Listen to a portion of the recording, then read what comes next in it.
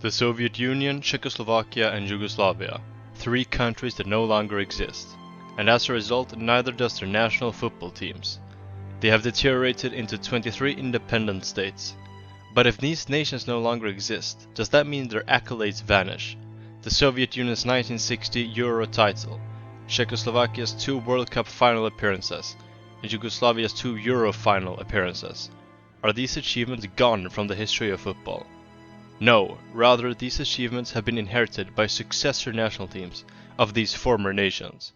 Russia inherited the achievements of the Soviet Union, the Czech Republic inherited the achievements of Czechoslovakia, and Serbia inherited the achievements of Yugoslavia.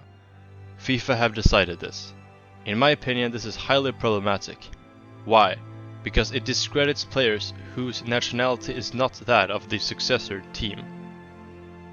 At the 1986 FIFA World Cup, where the Soviet Union reached the round of 16, 14 out of 22 Soviet players were from Ukraine. Yet Russia, as the official successor team of the Soviet Union, is entirely credited with that performance. At the 1968 European Championship, where Yugoslavia reached the final, only 8 of the 22 players were Serbian. They would have never made it to the final without the Croatians, Bosnians and Slovenes on the team. However, since Serbia is the official successor team of Yugoslavia, they alone are credited with reaching that final. This is likely a non-issue to most people, but I still think it's worth pointing out, considering how important international football can be and how seemingly easy the issue can be fixed. FIFA could simply take into consideration the respective nationalities on each national team and award accolades based on that.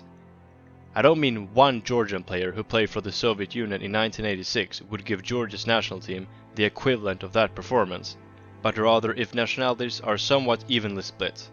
As an example, Yugoslavia's squad of the 1968 Euros were relatively evenly split between Serbs, Croats and Bosnians, so I think it would be fair to attribute that second place finish to all 3 nations, Serbia, Croatia and Bosnia and Herzegovina. Before you dismiss this as a trifle, I want you to imagine how you would feel if your national team had their accolades and achievements discredited. Let's say you are from Bavaria and Bavaria gained independence from Germany. Germany would be exclusively credited with their mesmerizing records at international tournaments, their World Cup titles, their Euro titles, everything.